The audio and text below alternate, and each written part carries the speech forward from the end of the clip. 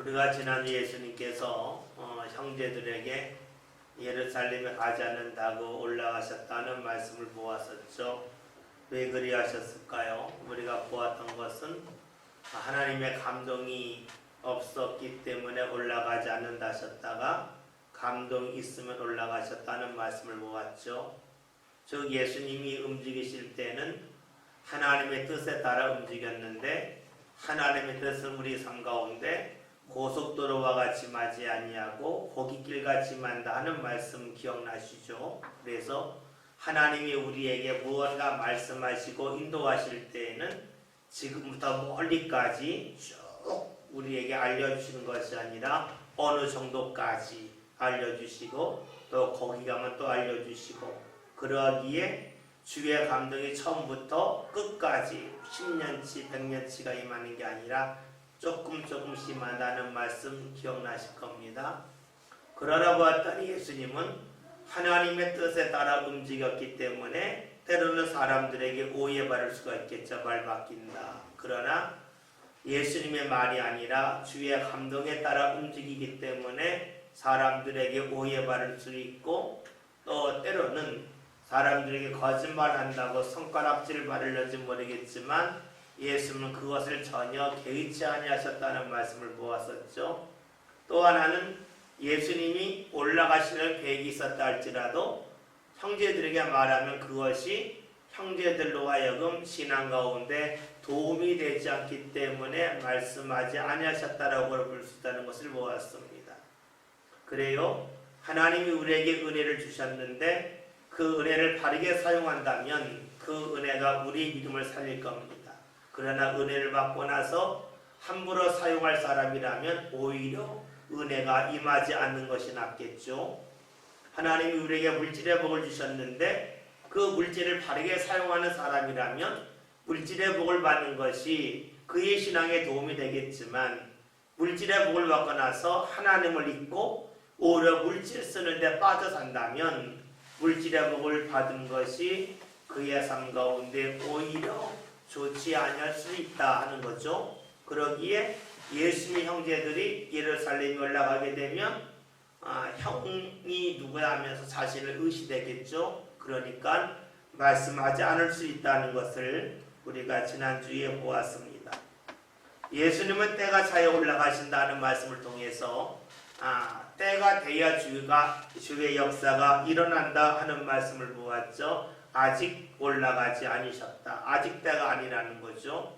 우리 삶 가운데로 아직일 때가 있어요. 아직이라고 하는 것은 준비가 덜 됐다는 거죠. 그래서 우리가 요한복음 3장 20절에는 말씀 봤죠. 내가 문 밖에서 두드린다. 예수님이 두드리는 소리를 들을 수 있어야 주를 만날 수가 있다고 그랬죠. 또 뭐예요? 내 음성을 듣고 주의 음성을 들을 줄 알아야 된다고 그랬습니다. 내 일에 빠져서 주의 음성을 듣지 못한다면 그것은 아직까지 때가 임하지 않은 거라고 그랬죠. 또 때로는 주의 음성을 알고 주의 감동을 알지만 우리가 스스로 내가 부끄러워서 또 때로는 일을 마치고 나서 내가 주님께 순종해야지 할 때가 있겠죠. 많은 분들이 그럴 때가 있어요. 지금 경제적으로 어려우니까 이거 넘어서면 내가 주의를 해야지. 우리 애가 지금 학생이니까 이 학생으로서 시험이 끝나면 그때부터 신앙생활 열심히 하라고 해야지. 이렇게 나름대로 알면서로 뒤로 미룰 때가 있죠. 그래서 우리가 준비되지 않았다고 하는 것은 주의 소리를 못 듣는다, 주의 음성을 못 듣는다, 알면서도 반응하지 않을 때 있다는 것을 보았었죠. 또 예수님이 은밀에 올라가셨다는 말씀을 통해서 은밀하다고 하는 것은 무엇일까? 하나님과 예수님 사이의 관계가 짙다 하는 것이 되겠죠. 또 하나 은밀하다고 할 때에 사람들이 볼 땐 모르지만 하나님은 다 아시죠.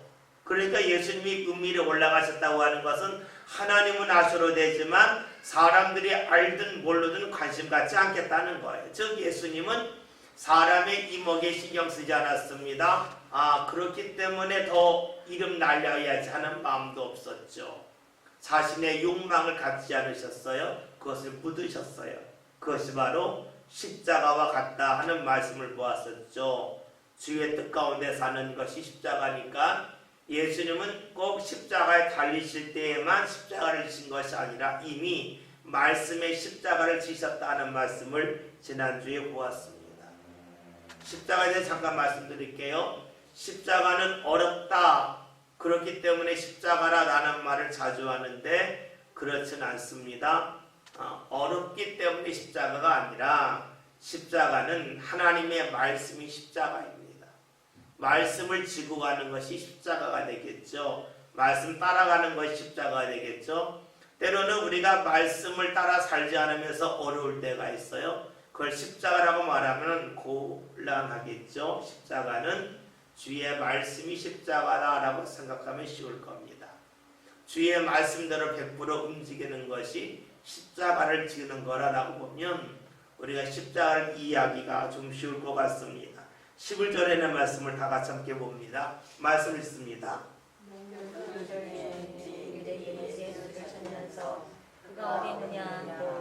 아멘. 명절 중에 명절은 초막절을 말하겠죠.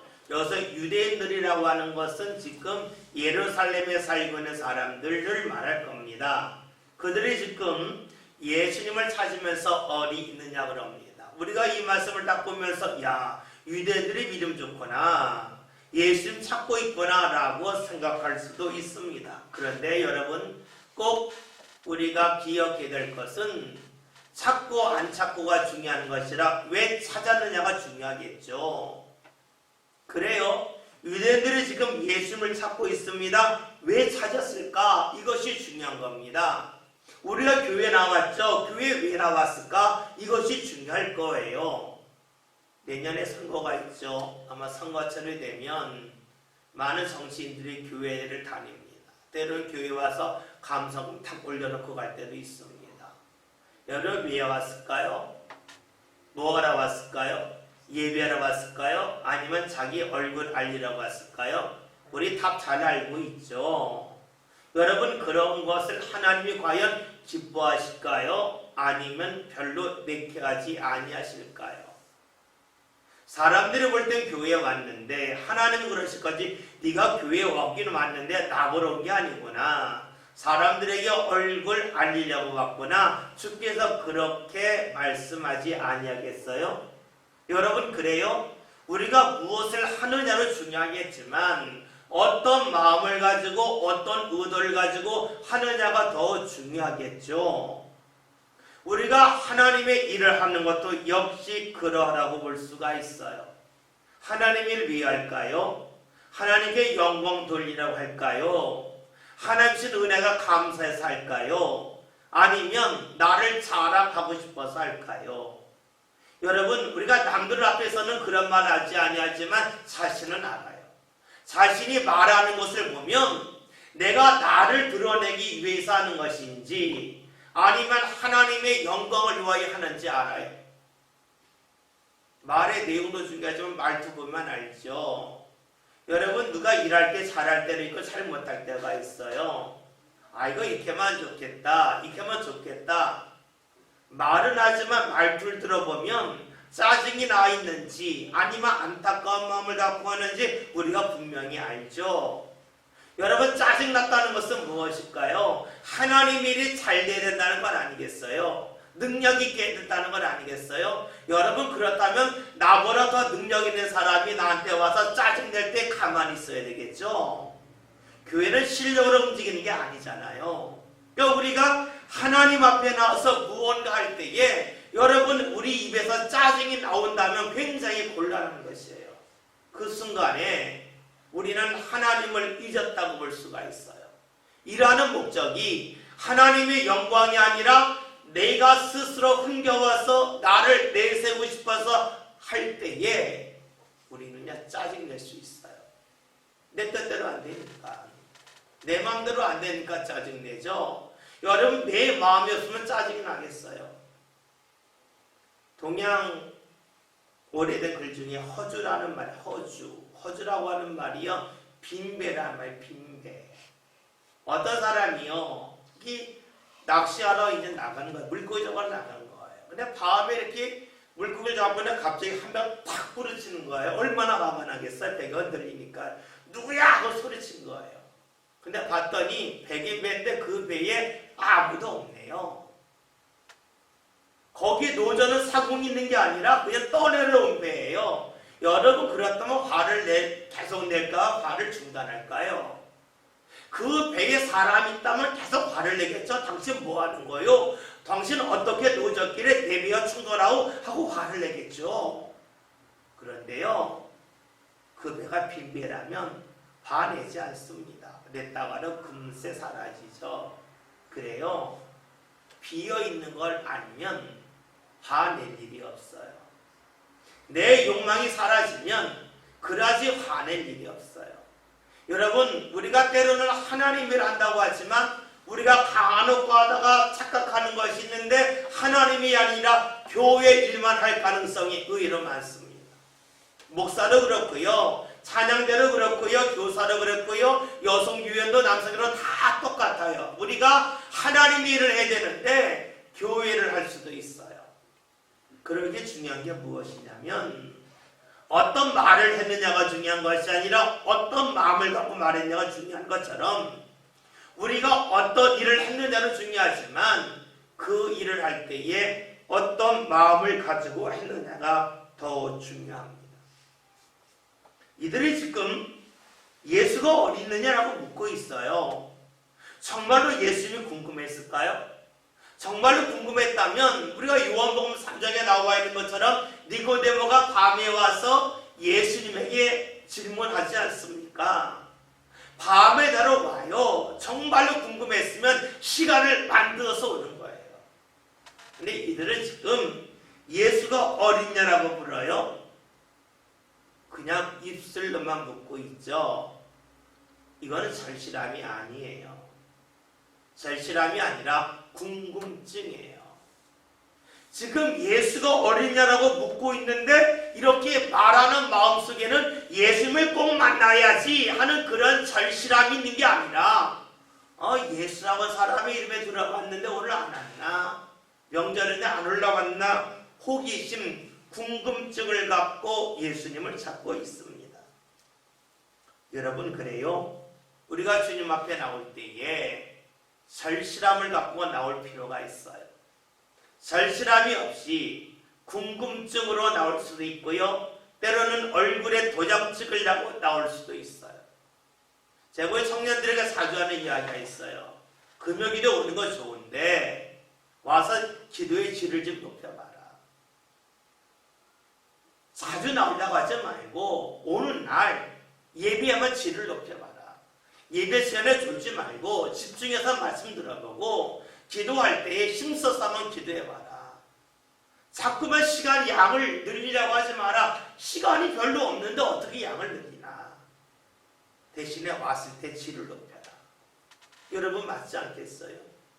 우리가 신앙생활 할 때에 질을 높일 필요가 있어요. 근데 그 질은요, 절실함을 통해서 높아져요.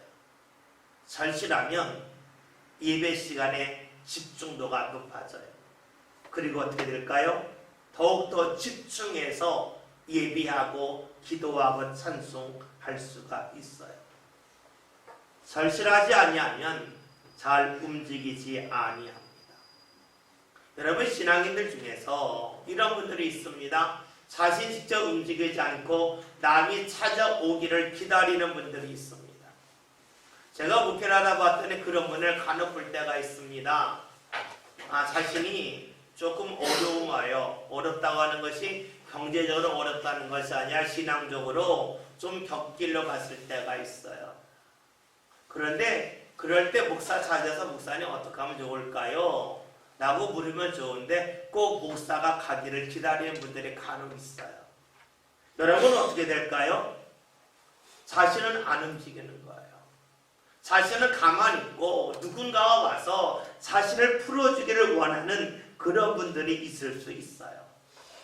나는 안 움직이고 다른 사람이 움직이기를 원해요. 여러분, 그런 사람이 주님을 대할 때 어떻게 대할까요? 나는 가만히 있는데 주님이 오시면 좋겠다, 그러지 않겠어요? 신앙은요, 움직이는 거예요. 신앙은 맞춰가는 거예요. 나 자신을 주님 앞에 맞춰가는 거예요. 여러분들 혹시 차를 타고 가면서 지방에 내려가 보신 적 있으세요? 지방에 내려가면 이럴 때가 나리를 타고 가는데요. 경기도에서는 주파수가 맞았는데 충청도 갔더니 주파수가 안 맞을 때가 있어요. 지역마다 주파수가 다르잖아요. 그러면 어떡하죠? 저 주파수 맞추잖아요. 지역이 달라지면 똑같은 방송인데도 주파수가 달라요. 그럼 맞춰요. 여러분 마찬가지죠? 우리의 삶이 매일 똑같을까요? 어제와 오늘이 똑같은가요? 똑같은 부분도 있지만 다른 부분이 너무 많잖아요. 그러니까 내가 주를 믿을 때에는 주파수를 맞추는 것처럼 매일매일 주님 앞에 내가 주파수를 맞춰 나가야지 주님이 내게 맞춰주길 원한다면 여러분 그 사람의 신앙이 과연 건강할 수 있을까요? 우리가 성경을 보면 복음서가 4개가 있어요. 마태, 마가, 누가, 요한복음이 있어요. 아마 여러분들은 성경을 읽으면서 아마 그런 것까지 발견하지 못하겠지만 목사가 자세히 읽을 때는요 조금씩 달라요. 그 대표적인 것이 이제 씨 뿌린 자의 비유인데요. 마태복음에서는 좋은 밭에 뿌려진 씨앗이 100배, 60배, 30배 결실이 나오고요. 마가복음에서는 30배, 60배, 100배가 달라요. 왜 다를까요? 그것은 여러분 예수님이 같은 말씀이지만 누구를 앞에 두고 말씀을 전하에 따라서 같은 내용이지만 표현 방법은 다르게 하지 않겠어요? 어느 지역에서는 큰 것을 먼저 말하는 지역이 있겠고 어느 지역에서는 작은 것보다 말하는 지역이 있지 않겠어요? 흔히 우리나라 대학들끼리 시합할 때에 연고전이나 고연전이라 그러죠. 연세대학교 학생들은 연고전이라고 그러고 고대학생들은 고연전이라고 그러죠. 그러면 여러분들이 어떻게 해요? 연대상 만났을 때는 야 연고전 어떠냐 물을 거고 고대상 만났을 때 고연전 어떠냐 물을 게 그게 예의잖아요. 똑같은 시합인데 표현하는 방법이 달라요. 예수님도 그리하셨어요. 이 지역에 가서는 30배, 60배, 100배 말씀하시고 다른 지역에서는 100배, 60배, 30배 말씀하셔요. 맞춰줄 줄 아는 거예요. 여러분 예수님이 이 세상에 오실 때에 우리와 눈높이 맞추려고 하나님의 그 자리를 내려놓으시고 사람의 모습으로 오셨잖아요. 맞춰주셨잖아요. 근데 그것이 어떻게 해요? 이 세상을 살아가시면서 늘 맞춰주신 거예요. 그러니까 어느 지역에서는 30배, 60배, 100배 또 어느 지역에서는 100배, 60배, 30배 말씀이 조금씩 달라요. 우리에게 맞춰줄 줄 아는 거예요. 왜 맞춰줄 줄 알까요? 예수님은요 우리 영혼을 사랑하시기 때문에 그래요. 한 사람이라도 주의 말씀을 좀 더 잘 들었으면 좋겠고 좀 더 잘 이해했으면 좋겠기 때문에 말씀의 내용은 똑같아도 전하는 방법은 조금 달리하세요.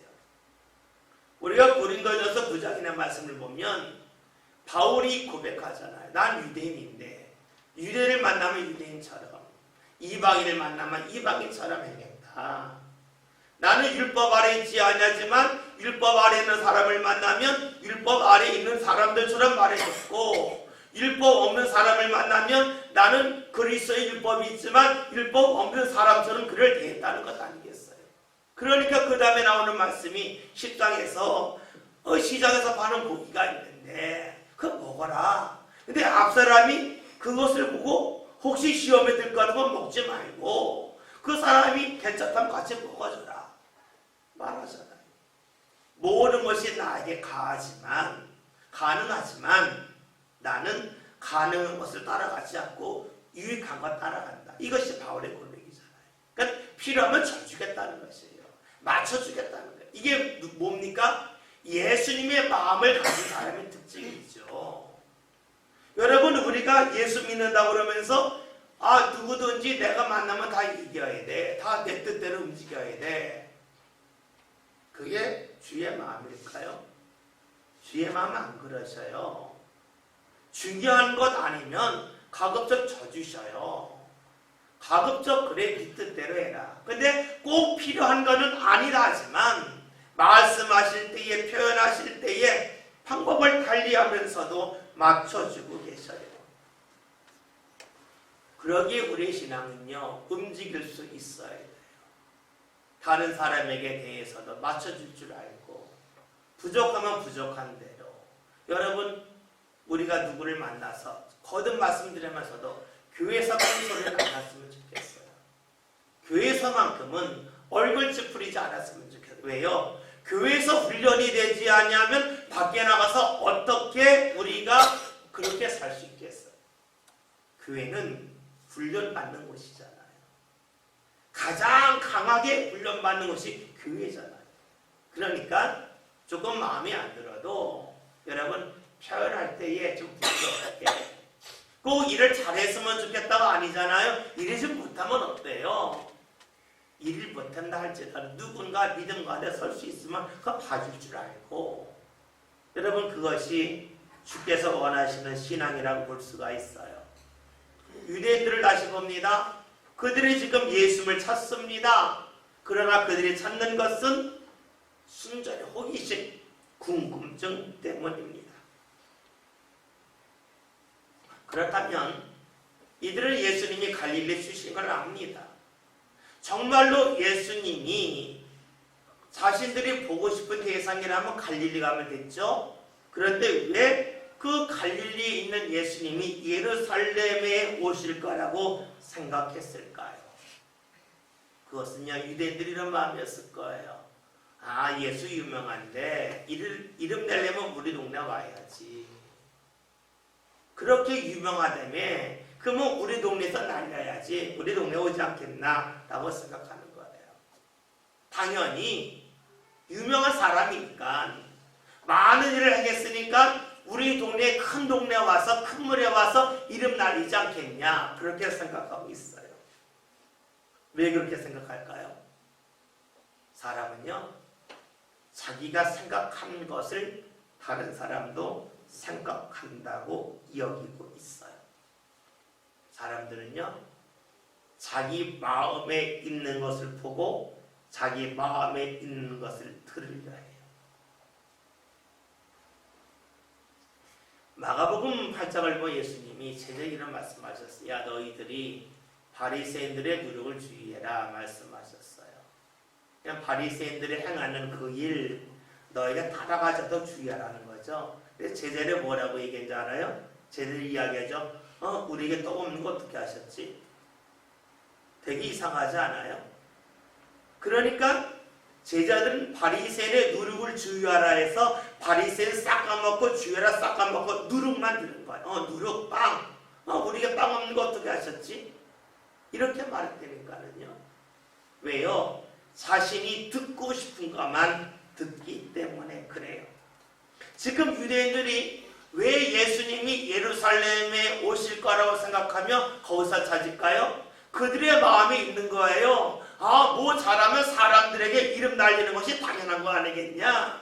뭐 좀 능력이 있으면 사람들 앞에서 유명해지고 싶은 것이 모든 사람들의 마음이니까 예수님도 그런 마음 같지 않겠냐?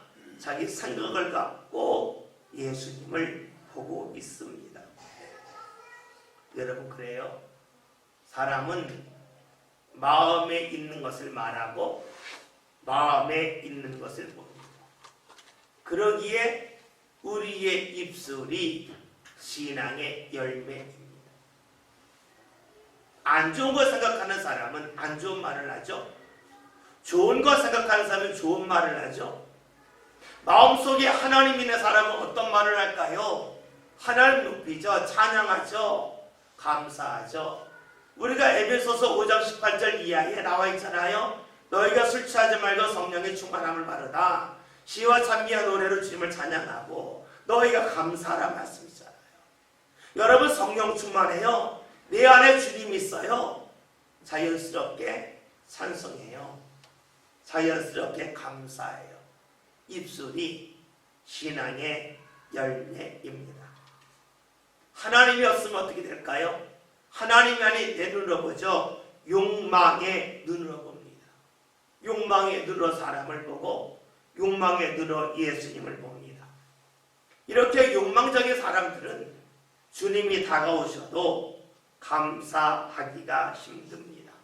왜냐하면 예수님이 능력을 갖고 오실 때에 예수님이 아닌 예수님의 능력을 탐하기 때문에 그렇습니다. 주께서 은혜 베푸실 때에 주님을 붙잡아야 되는데 주님의 은혜만을 탐하기 때문에 그렇습니다. 그러기에 주님이 다가오셔도 주님을 온전히 붙잡기가 어렵습니다. 하나님을 믿는다 하지만 삶 가운데 하나님이 없습니다. 그러니 늘 궁금증, 호기심만 있습니다. 그런 가운데 예수님을 찾고 있습니다. 그러니 예수님을 만날 수가 없겠지요. 우리 신앙의 사람도 역시 그러합니다. 주회전에 올 때에, 주회를 할 때에 우리의 마음속에 뭐가 있느냐가 중요합니다. 마음속에 주님이 있으면 주를 경험하지만 우리 마음속에 주님이 없으면 주님을 경험하지 못하죠. 그래서 바울이 고백하잖아요. 빌립보서 2장 10절 그 유명한 말씀. 너희가 두렵고 떨림으로 너희 구원을 이루라. 왜 두렵고 떨릴까요? 내가 주의를 하면서도 주의 은혜를 놓칠 수 있기 때문에 그래요. 내가 주님 앞에 삶을 드리고 물질을 드리고 많은 시간을 들었음에도 불구하고 내 안에 욕망으로만 가득 차 있다면 그 일을 주께서 받지 아니하시기 때문에 주님이 우리를 붙잡으시고 세워주시는 구원의 역사를 경험할 수 없기 때문에 헛수고하는 것이 두렵다는 거예요. 우리가 창세기를 말씀대로 하면 아벨의 제사와 제물을 아벨과 아벨의 제물을 받으셨지만 가인과 가인의 제물은 받지 아니하셨죠.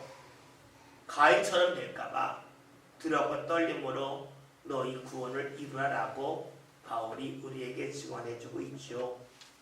오늘 저와 여러분의 신앙이 수고한 것이 하나님께 꼭 상달되는 그런 신앙이 되었으면 좋겠어요. 헛수고하지 않았으면 좋겠어요. 우리의 마음속에 주님이 꼭 자리 잡을 수 있도록 내 욕망이 자리 잡지 않도록 우리의 삶을 자꾸만 주님께 드리고 내 욕망을 치기 위해서 내 욕망을 버리기 위해서 자꾸만 주님을 담는 그릇에 담는 그 훈련이 꼭 되었으면 좋겠습니다. 12절 다 같이 함께 했습니다. 말씀 봅니다. 우리 주께서 수고를 하나 어떤 사람은 좋은 사람이라며 어떤 사람은 아니라 우리를 미혹한다 하나. 아멘. 말씀을 보면 사람들이 예수님에 대하여 수군거립니다. 할 말이 많다는 거죠. 어떤 사람들은 좋은 사람이다. 어떤 사람은 미혹한다라고 말하고 있습니다. 예수님에 대해 말을 많이 해요. 근데 문제가 있어요. 어떤 문제가 있냐면 예수님에 대해 제대로 알지 못하면서 말만 많이 하고 있습니다. 내가 볼 때 이렇다. 내가 볼 때 이렇다 말을 하죠. 말을 왜 할까요? 내가 보는 것이 옳다고 생각하니까 말하겠죠. 내가 말하는 것이 틀리다 생각하면 말 안 하잖아요. 사람들이 예수에 대해 자꾸 말해요. 내가 바르게 알고 있다 라고 생각하고 말해요. 내가 많이 안다 자랑하고 싶어서 말하고 있어요. 여러분 그래요. 유대인들은 예수에 대해 말하면서 자신을 자랑하고 싶었어요. 예수를 모르면서도 안다고 이야기해요. 오늘 우리가 신앙생활하면서도 그럴 수 있지 않겠어요? 내가 하나님 일을 한다고 하지만 때로는 하나님이 뭘 기뻐하는지 모르면서 하나님 일을 할 수 있다는 생각 해본 적 없으신가요? 나름대로 교회를 열심히 했는데 이 일을 정말 하나님이 기뻐하실까? 그것을 잊고 할 수도 있어요. 여러분 그래요? 우리가 하나님의 일을 하는 것도 중요하지만 하나님이 뭘 기뻐하는지 알고 하는 것이 더 중요하죠. 그래서 우리에게 무엇이 필요하냐면 기도하는 것과 말씀을 보면서 자꾸 주님을 만나는 시간을 늘려가는 게 필요해요. 만나면 만날수록 자꾸 알아가지 않아요? 사람도 한 번 보면 모르지만 자꾸 만나다 보면 자신이 집중하지 않아도 습관적으로 있으면 어떡할지 예측되고 대부분 맞잖아요. 만남의 시간을 늘려가면 늘려갈수록 무엇을 좋아하는지 알아요. 물론 집중하면 더 빨리 알겠죠. 우리가 주의를 하면서 정말로 내가 주의를 했다가 아니라 정말로 이 일을 주께서 기뻐하셨을까를 꼭 물을 필요가 있어요. 그래서 말씀, 기도, 찬양, 헌신이 너무너무 중요합니다. 그런데 의외로 우리가 하나님 일을 한다고 하면서도 말씀을 보지 않고 기도하지 아니할 때도 적지 않습니다. 저는 우리 교회 교인들이 성경 열심히 읽는 거 너무 좋습니다. 근데 모든 성도가 말씀을 꼭 읽었으면 좋겠어요. 그래서 어떻게 해요? 주님이 기뻐하는 걸 알면 좋지 않겠어요? 예배를 들어도 주님이 어떻게 예배드리면 좋아하시겠다. 여러분 이런 마음을 갖고 예배하는 것과 그냥 예배하는 것이 똑같을 수는 없겠죠. 어디 하나님만 그럴까요? 때로는요 여러분들이 목사에 대해서 안다고 생각하실 수도 있겠지만 목사에 대해서 의견을 모를 때도 상당히 많습니다. 이렇게 하는 것이 목사 도와주는 거다. 그런 마음 가질 때 있죠. 그런데요 그렇지 않을 때가 오히려 많습니다. 여러분 자녀들이 있어요. 자녀들이 부모가 아프면은요 내가 설거지 할게요. 내가 집안 청소할게요. 좀 그러면 그래요. 나름대로 돕는 거 좋아해요. 근데 희한하죠. 육체를 돕는 일을 잘하는데 육신을 돕는 일을 하는데 마음 편한 일은 잘 안 해요. 부모가 아플 때에는요 마음 편하게 해준 게 먼저지 몸을 도와준 게 먼저가 아니에요. 그런데 나름대로 그래요. 우리 부모 힘드니까 내가 우리 부모의 청소해서 그래요. 부모가 입원해봐요. 병원에 가가지고요 밤새 간호해요. 그런데요 간호하다가요 흔히하는 말로 성질 다 긁어도 고기도 하죠. 뭐예요? 뭐가 부모가 좋아하는지 몰라요. 어떻게 하는 것이 좋든지 몰라요. 그런데 본인은 했다고 생각해요. 그래요. 우리가 그렇게 살 때가 너무나 많아요. 여러분 그래서요 우리가 정말로 중요한 것은요 물을 줄 아는 거예요. 기도할 줄 아는 거예요. 목사한테는 마찬가지예요. 제가 목회를 해보니까 그렇더라고요. 누구 와서 물으면 답하고 싶은 건 많은데 먼저 가서 말하기는 상당히 어려운 일들이 있어요. 그렇잖아요. 상대가 듣겠다고 오면은 말할 텐데 듣지 않겠다고 하는 사람이 가서 말하면 그 역효과 나잖아요. 여러분 그렇기에 우리가 하나님에 대해서는 물을 필요가 있고 때로는 목회에 대해서는 물을 필요가 있어요. 그런데 그것이 잘 되지 아니할 수가 있겠죠. 지금 우리가 하나님이 원하시를 알려면 하나님께 묻는 것이 중요해요. 지금 유대인들은 어떠합니까? 입술로는 예수가 어떤 사람인지 수근거려요. 입술은 망성해요. 그런데 예수님에게 직접 가서 묻는 사람은 없어요. 발은 움직이지 않아요. 마음도 안 움직여요. 입술만 움직일 뿐입니다. 유대인들은 입술만 움직입니다. 하나님을 멀리하는 사람 그리고 하나님 앞에 가까이 가지 못하는 사람의 특징은 말만 안다는 것입니다. 수근거릴 뿐입니다. 우리 입술이 하나님을 향해서는 넉넉하게 움직이고 사람을 향해서는 인색할 수 있다면 얼마나 좋을까요? 그러면 우리가 수근거림보다는 정말로 주님이 무엇을 원하시는지 물을 수가 있고 그런 가운데 주를 더욱더 깊게 경험할 수 있기 때문입니다. 13절 다 같이 봅니다.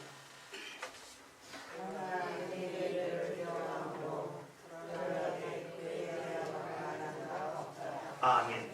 말씀을 유대인들을 두려워하여서 지금 예수님에 대하여 말을 합니다. 잘 모르면서 말하지만 그것을 드러내게 말한 사람이 없었다 하는 것입니다. 여러분, 내가 하는 말이 분명하다면 그 말에는 확신이 든다면 누구 앞에서나 말할 수가 있어요. 그런데 자신이 하는 말이 분명하지 아니할 때에는 그 말을 잘하지 못합니다. 왜냐하면 모든 말에는 책임이 뒤따르기 때문이지요. 이들이 예수님에 대해 수군거립니다. 그러나 예수님을 정확하게 알지 못합니다. 경험하지 못하였습니다.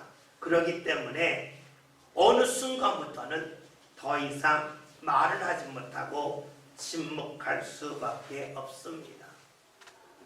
우리가 예수 믿으면서 꼭 질문할 것이 있습니다.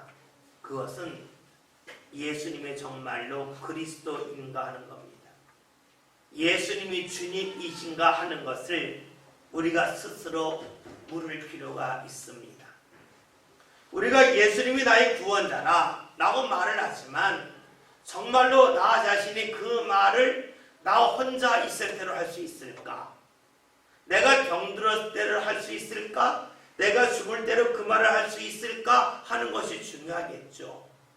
정말로 예수님을 경험했다면 어느 자리에서든지 예수님은 구원자라고 고백할 수가 있겠지만 경험하지 않고 들어서 아는 것이라면 어느 시점에는 더 이상 고백할 수가 없습니다. 예수님에 대하여 사람들이 수군거렸습니다.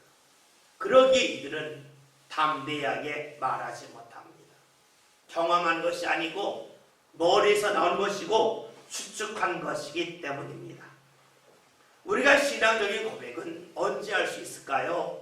신앙적인 고백은 자신이 분명 주님을 경험했을 때입니다. 이 경험이 한 번이 아니라 여기저기에서 나타났을 때에 우리는 자연스럽게 신앙의 고백을 할 수가 있겠죠. 우리는 자꾸만 신앙의 고백을 하면 큰 것을 생각할 때가 있어요. 병들었다가 낫는 것, 꿈속에서 주님을 만나는 것, 환상을 보는 것, 여러 가지 생각할 수 있어요. 물론 그것도 주님을 경험하는 거겠죠. 여러 번 말씀드렸죠. 나무의 뿌리는요, 굵은 뿌리도 중요하지만 더 중요한 것이 잔뿌리예요. 잔뿌리가 여기저기 뻗어 있기 때문에 나무가 안 쓰러져요. 아무리 뿌리가 깊다 할지라도 잔뿌리가 없으면은요, 쑥 하면은요, 흔들릴 수 있어요. 넘어질 수 있어요. 잔뿌리가 많으면은요, 잘 안 쓰러져요. 신앙은요, 잔뿌리 지업이 많아요. 예수님의 이름을 통해서 또 예수님을 믿음을 통해서 내 삶 가운데 나를 등하게 하시는 역사가 나타나는 일이 쌓이고 쌓일 때 주님이 정말 구원자라. 어떤 어려움 속에서도 고백할 수가 있겠지요. 그런데 자신이 그런 고백이 없으면 지금 사람들의 말했잖아요. 예수가 누구냐? 좋은 사람이다. 미혹한다 말했다가 유대들 딱 오니까 드러나게 말 못하잖아요. 침묵해버리고 말잖아요. 우리의 삶도 그러할 수 있어요. 내가 지금 구원받은 것 같죠? 근데 우리가 죽을 때도 정말로 예수 의지할 수 있을까? 우리 아까 부른 찬송이 있잖아요.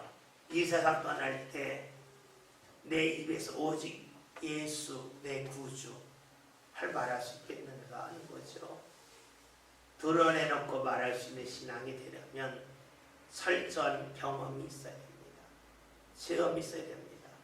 여러분이 예수님 의지하면서 여러분의 삶 가운데 변화가 나타나는 일이 있으면 좋겠어요. 너무 큰 거 생각하지 마세요. 내 성질 바뀌는 것, 내 성질 죽는 것, 내 말투 바뀌는 것, 내 생각 바뀌는 것, 그거 쉽게 안 돼요. 쉽게 안 돼요. 그러나 주님 의지하면서 내 말투가 바뀌었구나. 내 말하는 것이 부정적이 아닌 데였구나. 내가 뭘 했다 잘했다 못했다가 아니라 사람이 예쁘게 보이는구나. 여러분 이런 것들이 바로 주님을 통해 일어나는 변화가 되겠죠. 예수님 의지하면서 그런 변화 꼭 경험합시다. 잔뿌리 경험이 많아서 어디서든지 예수님 내 구주입니다. 이런 고백이 나왔으면 좋겠어요. 지금 많은 사람들이 예수에 대해 수군거렸습니다. 이 수근거림은 머리에서 나왔습니다. 체험이 아니었습니다. 체험이 아니었기 때문에 이들의 목소리가 수근거리면서 클 수도 있고 작을 수도 있겠지만 그들의 목소리에는 담대함이 없습니다. 목소리만 클 뿐이지 그 안에 삶이 없기 때문입니다. 우리가 주님과 교제하는 것도 어떤 특별한 시간에만 아니라 삶 가운데 늘 이어질 수 있다면 우리는 자연스럽게 예수님에 대하여 담대하게 말할 수가 있습니다. 우리가 헌신하는 것도 역시 그러하죠. 내가 헌신했는데 주님이 받으셨는지 여러분 믿어지십니까? 아니면 헌신하는 것은 끝입니까? 많은 이들이 헌신을 하고 나서 이 헌신을 과연 주님이 받으셨는지 안 받으셨는지에 대하여서 잘 묻지 않습니다. 헌신했다. 나 이만큼 했다. 여기서 멈춥니다. 주의를 했다고 했는데 주님이 받으셨는지 안 받으셨는지를 잘 몰라요. 받으셨거니 합니다. 아는 방법이 있어요. 여러 번 말씀드렸죠. 헌신하면 꼭 기도를 하세요. 그러면 우리 기도 가운데 성령께서 함께 하시는지 함께 하지 않는지를 보다 세밀하게 알 수가 있어요. 많은 이들이 헌신하고 멈춥니다. 헌신하고 기도를 잘 안 해요. 그러니까 나는 이만큼 일했다가 되지 내 삶을 주께서 받으셨다라고 하는 고백이 잘 나오지가 않아요. 헌신하고 꼭 기도해 보세요. 성령께서 우리가 기도할 때에 더 역사하시는지 역사하지 아니하는지를 알 수가 있겠죠. 그러면 그 다음부터는요 우리가 주일할 때 이거 주께서 받으실 텐데 그 마음이 들어요. 그럼 어떻게 될까요? 불평할까요? 불평 안 해요. 여러분 내가 하는 일을 주님께서 받으시는 걸 아는데 어떻게 불평이 나와요? 흔히 세상말 해볼까요? 여러분이 마실 물이 있어요. 거기에 침 뱉나요? 안 뱉죠? 여러분 침 어디다가 뱉어요? 침 뱉는 게 좋은 건 아닌데 내가 보잘것 없다고 침 뱉지 내가 먹을 음식에다 침 안 뱉잖아요. 내가 잠자리에 침 안 뱉잖아요. 내가 잠자리인데 어떻게 침을 뱉어요? 내가 먹을 음식인데 어떻게 침을 뱉어요? 안 뱉어요. 마찬가지예요. 내가 행하는 일을 주께서 바르심을 내가 믿는데 어떻게 불평이 안 나와요? 그런데 그 생각이 없으면 불평이 나올 수 있어요. 원망이 나올 수 있어요. 그러니까 우리가 중요한 것은요 헌신한 다음에요 꼭 기도를 했어요. 그날이 아니면 그 다음날 꼭 기도를 하셔야 돼요. 그래서 주님께서 지금 보통 때 내 몸의 상태라면 기도가 잘 될 수가 없는데 기도가 잘 됐다. 어떻게 가능할까? 주께서 날 이끌어 주셨구나. 여러분 이런 것이 몇 번 반복되면 자연스럽게 믿어져요.